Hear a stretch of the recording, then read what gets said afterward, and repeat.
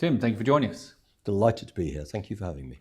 So, Great British Nuclear, that's an exciting moment for the UK. Great British Nuclear is a revelation because it's the first time that any government has properly said, let's create an organisation to make nuclear happen properly. It's been set up with people in there who know exactly what they're doing. They're highly experienced people from the nuclear world. There are operators, there are project people, there are technical design people, there's a whole raft. And the basis there is to develop and build a programme to build, at the moment, up to 24 gigawatts, but really 25% of the electricity mix from nuclear, which is where any sort of balanced system is probably going to end up. So why was GBN needed? Presumably you need to reinvigorate the industry, but why GBN particularly? GBN's necessary because in the end, big infrastructure is not a market solution. You can't just sit back and let the market sort. And if you look at the attributes of a good market, barriers to entry, pretty zero. Well, that's not true for building big power stations or railway lines. It's not a market system. These are irreducible roles of the state to make them happen and to make them work and operate properly. So GBN's there as a catalyst. It's not the doer. Its job is to set up the context in which nuclear can be built ever more efficiently, ever more effectively, excuse me, and to give the confidence that government is supporting it. So the starting point is SMRs, and it's starting small. The whole thing is about growing a bigger and bigger program. Starting smaller, getting faster, building the supply chain for people particularly, because it's the people who are the critical factor in this, as you've seen from the skills report. But GBN's there to make it all happen, but to get out of the way. So for example, with SMRs, we pick a couple, the two that we think will be the best in terms of the long-term solution. We then create development companies who turn them into real projects, build the things, start them operating. We'll talk about operators perhaps later on. But those devcos who make these things happen, then GBN spins them out. They become normal commercial entities whose job then is to respond to GBN as the commissioner of projects who say, okay, you built that lot, these are the ones we want you to do next in ever increasing volume on ever growing numbers of sites. But where you have a growing, more polished organisation that's really slick at delivering better and better in terms of time and schedule, time and cost, but doing it right. And all the lessons from around the world on any sort of big infrastructure is the more that you do it, the better it gets, the more reliable it is. Railway signalling, building aeroplanes for British Airways, it's all the same. It's about building fleets. And that's what the wind industry and the solar industry have done, and the nuclear industry hasn't been allowed to do that. That's what GBN is starting the process of doing. But in the long run, its irreducible roles are the commissioner of the projects and then the governance to make sure that they are built and operated sensibly in the best interests of the nation as a whole, and to reduce itself back down to a small organisation. But it's not a big body. It's not the doer, it's the enabler. So talk us through those steps. What needs to happen in order for the next stage? And then at which point do you step out of frame and the operators step in and the whole system effectively is self-powering? So the process that started is the selection of technology, finding a couple of technology partners who are your genuine partners with whom you then start to build the first, the second, the third units. So the first point is making the selection. The second one then is setting up the devcos for each of them, who then become the implementers of that technology, working with the technology provider. GBN is in essence, I suppose, the customer for all that. We're the ones who, the ultimate stakeholder. That you then have a rolling program building more and more of those. But the thing that's still missing is the plan. What does 2050 look like as an energy system? I have no idea. I don't have a clue, nor does anybody else. But unless you've got a sense of what that's going to look like, the trajectory, you don't really know what you're planning for. If it was to turn out, for example, that we need 16 gigs of nuclear, piece of cake. We don't have much to do. If, on the other hand, if you look at the Carbon Free Europe guys modelling, they talk about 65 gigs of nuclear in the UK. That's a hell of a challenge. It's a very different problem to solve. So what's missing at the moment, and this is true for all parts of the energy system, nobody knows what we're trying to do. So the biggest battle for government now is please work out that system plan with proper, independent facts and data and all the constraints. Where's the steel coming from? So the guys who want to build lots of floating offshore platforms not offshore wind. These are 25,000-ton floating platforms. You need to build a couple hundred of those a year. These are small oil rigs. Where do you build a couple hundred small oil rigs on the east coast of the UK every year? Discuss. Can you do that? I don't know. But it's all about the practicalities. So most of getting to 2050 isn't about detailed tech. It's not this design or that design. It's just how on earth can you do this at the pace and scale necessary to build the whole thing to make sure that we have a competitive energy system and that's got the capacity for industry, whatever that is, with a lot of data and AI and so on, and people. Obviously, we'll get on to workforce in a moment, but is that the rationale for starting with small modular reactors, in that you can scale up and then plonk them somewhere within the network where you need them? Or is it that's just a lower barrier of entry? There's a whole raft of reasons why doing SMRs right now is important. One is that if you can make them work as effectively and efficiently as we think you should be able to, they are a very different animal in terms of project risk. So if you think about the way the energy industry has changed over the last couple of decades, we used to have half a dozen whacking great big energy companies. Basically, European energy policy has destroyed most of that. There are very few big balance sheets left that can do big projects on their own. So the more you can make the individual projects more bite-sized, the easier it is, the more attractive it is to the infrastructure fund and so on. So SMRs fit that. At that physical size, you can manufacture them in the manner of a car factory, much easier. And ultimately what you've got to do is, as you make them smaller, there's an inherent disadvantage from fixed costs, so you have to do it differently. But if you're being crude, a gigawatt power station today, the way you build that, my great-great-grandfather would look at that and go, that's how you build big bits of gasworks. It's exactly the same. What we haven't done, in the way that the renewables guys have done a lot of clever engineering in manufacturing, we haven't done that yet in nuclear, and that's what we need. So the mental model I'd have is the SMRs as products. So British Airways buys an Airbus A320, and they go to Airbus and they say, I want this particular model with this type of seating in it, just do it. And the installation, the equivalent of assembly of a nuclear power station for them, is a delivery flight from Toulouse to Heathrow.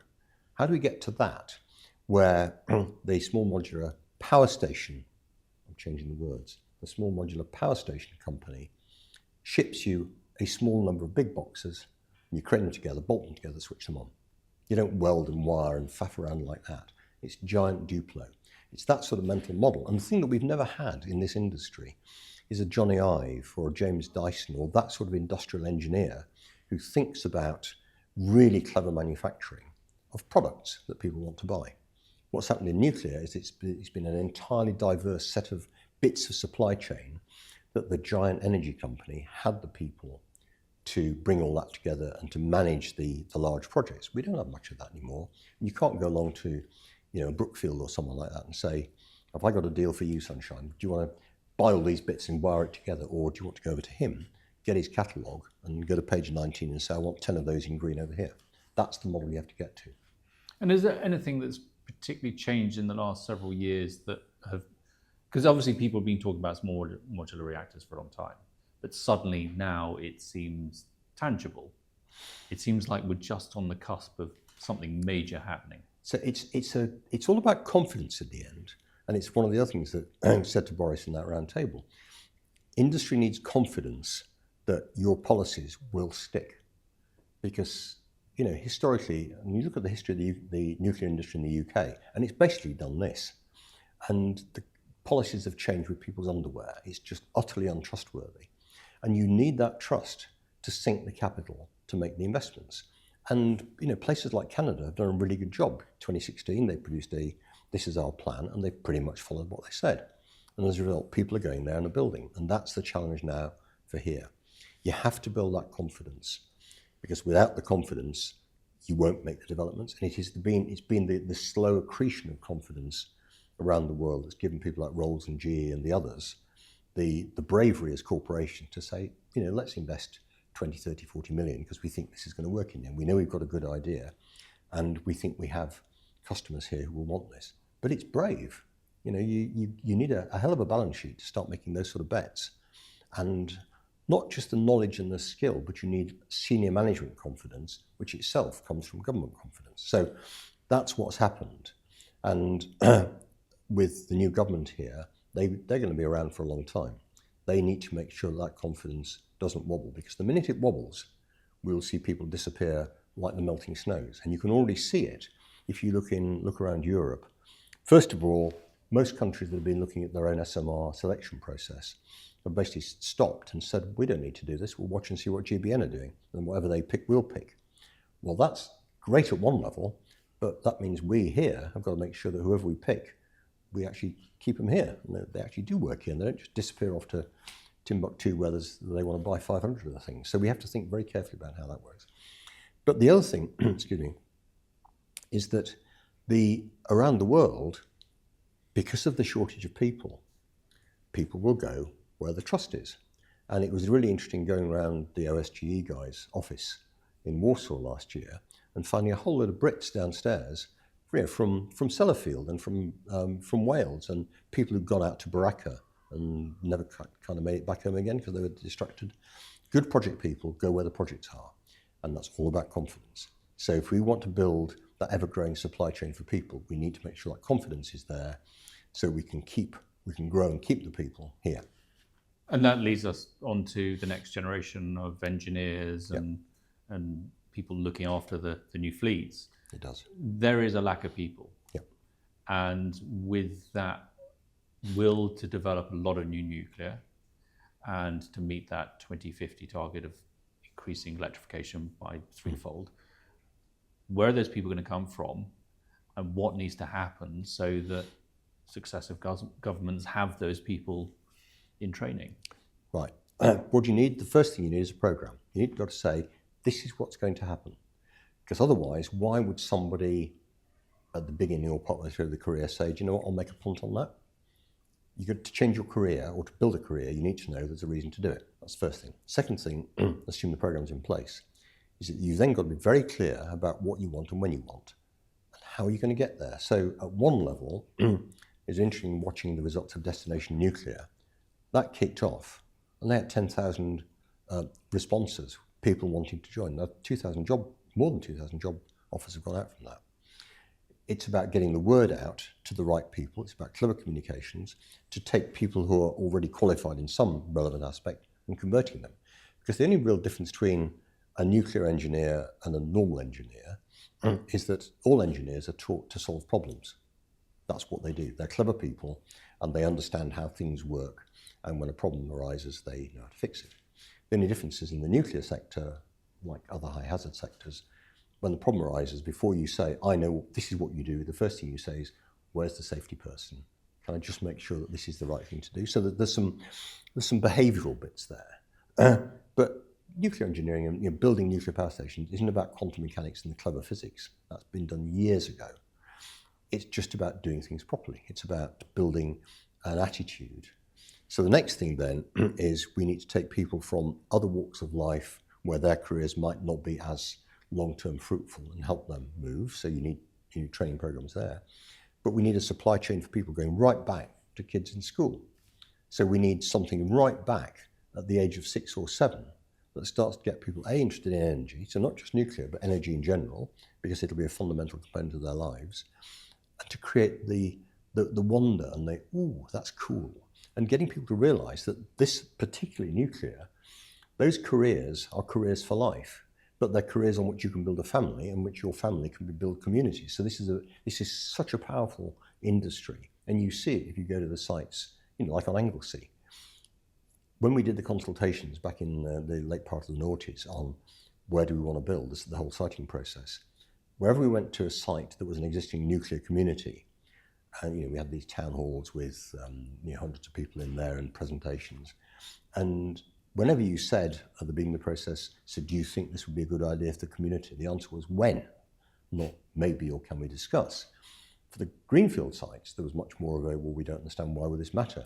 But for the communities that have already seen it, you can see it in places like Hartlepool, where the take-home salary on the site is double the average nearby. These are great jobs. And so we need to help people understand that this is what comes. But you've got to start right back in school, because if you go back to, and it was a little while since I was at school, but when you're doing A-level physics, you've got to play with a radioactive source.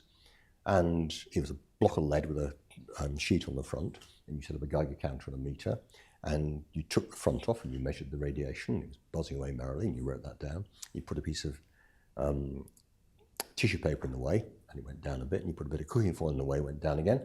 When the teacher wasn't looking, you stuck your hand in the way. And it's not dropped off yet, but the point was there was some sense of calibration that it wasn't quite as scary. And because you can't see it or taste it or touch it, it is prone to giving people the heebie-jeebies. But you need to get the scariness out of this and have proper conversations, about what background, what is it, what does this stuff mean, and just demystify it.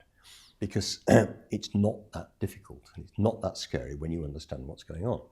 But we need that education process to start really early on, that energy is a critical part of people's lives. Here's the way of doing it. This is one branch of it. Because for some people, it could become, I quite fancy doing that for a long time. And when you see the consequences for your family, it's pretty powerful stuff. Well, Tim, it has been fascinating. Thank you very much for your insight. Thank you very much for the therapy.